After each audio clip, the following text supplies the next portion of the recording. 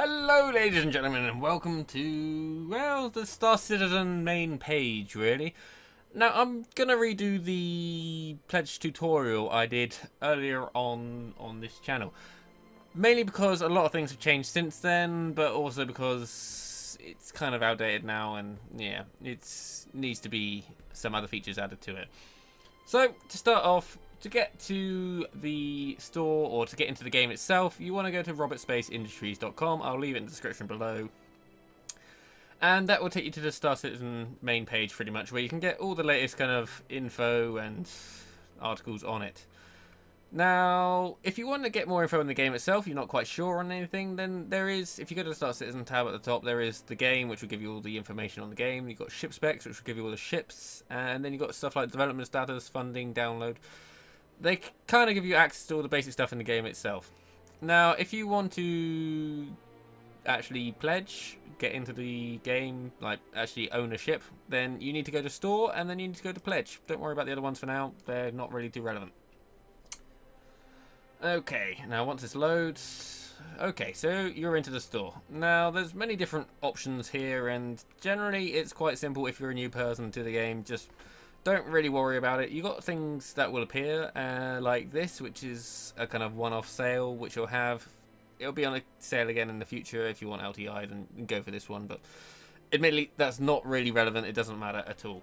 Now, the one you want is either a Mustang Alpha starter or an Aurora starter. Now, these give you access to the game as well as a beta, so they're pretty much the best way of getting into it, so you can see if you like it, if you like the kind of playstyle.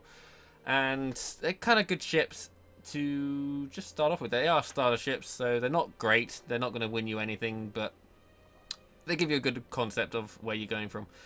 And if you're starting in the universe itself, you can just earn your own ships. Like, you can earn any of these ships. Well, you will be able to anyway, but not yet. We haven't got Persistent Universe yet. You can only dogfight or walk around.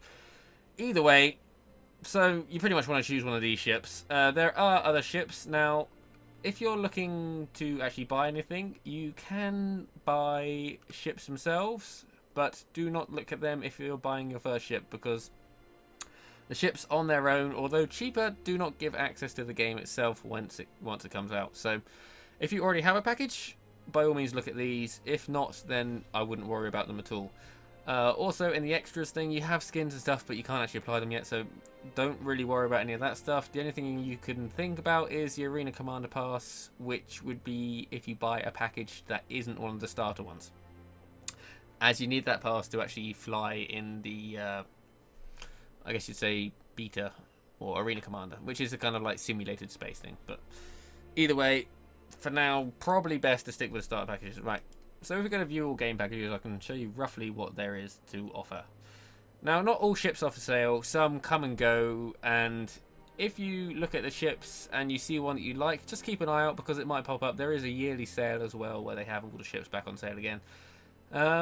And yeah, so here is the packages. Now, you might notice there are some rather ridiculous packages, like the 18,000 completionist one that comes with pretty much every ship.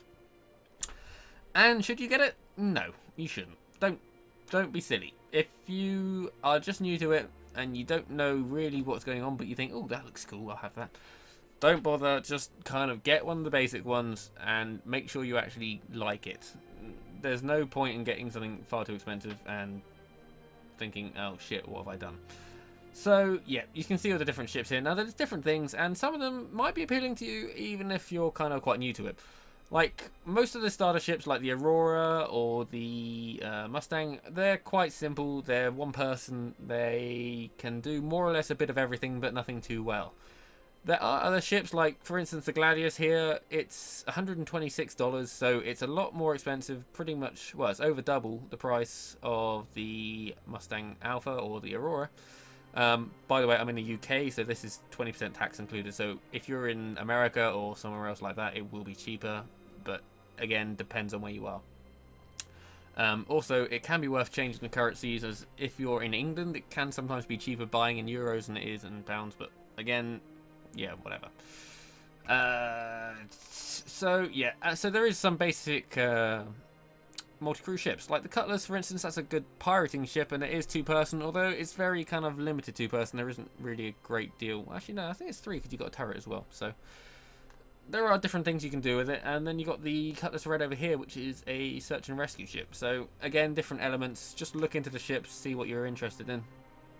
And there are other single-person ships like the Avenger or the 300i. The Avenger's more of a kind of bounty hunter ship, I guess you'd say. It's got a big front gun, but it's quite fast, but not too maneuverable.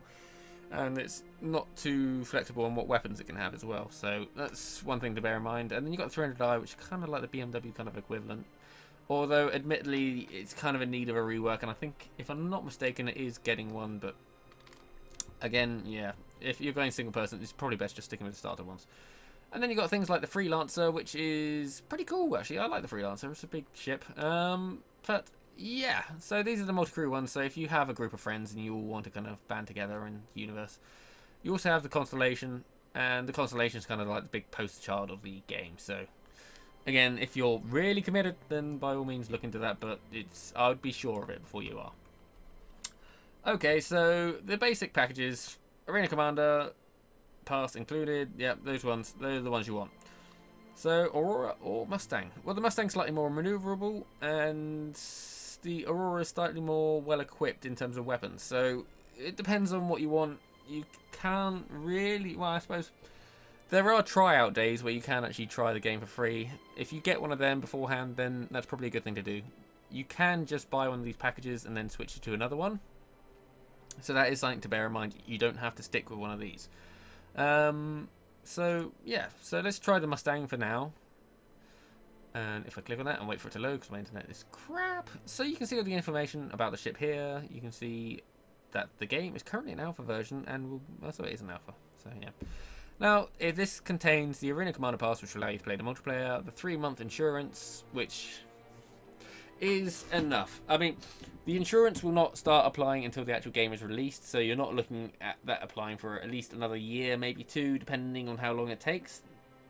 And a lot of the original ships from the Kickstarter came with LTI, and lifetime insurance, or LTI, is what... There's been some kind of controversy about it.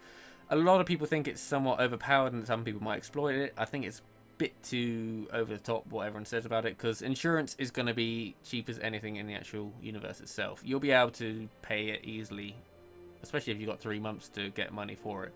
It's not something you have to worry about. So when you're buying a ship, if you hear people talk about it, don't worry about it. You'll be able to buy it in the universe before you fly, and you won't lose your money. You would have to be actually trying to lose your money to actually, yeah, either way, don't worry. And it's also got a self-land hangar, which is a kind of basic hangar. It's very industrial kind of looking. Hangars not really too relevant. If you want a different change of scene, then you can buy them, although you also get them with the more expensive ships. So if you fancy that, then you can consider it, but it's not really worth it on the whole. And then you get some starting money, which doesn't really get you much. I think they'll buy you a poster, if anything, and then you can, yeah, you get access to the game when it actually comes out. So that's more or less it. Now, one thing you can do, say I bought this ship and you add that to the cart, you go through the payment process. I can upgrade this later on. Now, I can upgrade it to a different ship or anything really. And by doing that, you go to extras and then cross chassis upgrades. Now, you can see here, I can upgrade the Mustang to an Aurora, or well, pretty much anything. So I can go from a Mustang to an Aurora, or an Aurora to a Mustang, or Avenger to a 315, or a Mustang to an Avenger. And more or less any ship is on here that is currently on sale. So if you're interested in a ship, you can upgrade your package quite easily.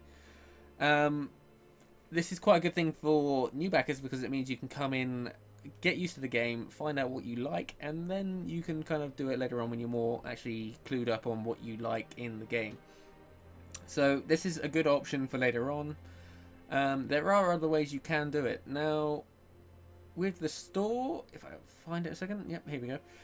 You can go across this physical merchandise, don't worry about that one so much. Voyager Direct buys stuff for your hangar.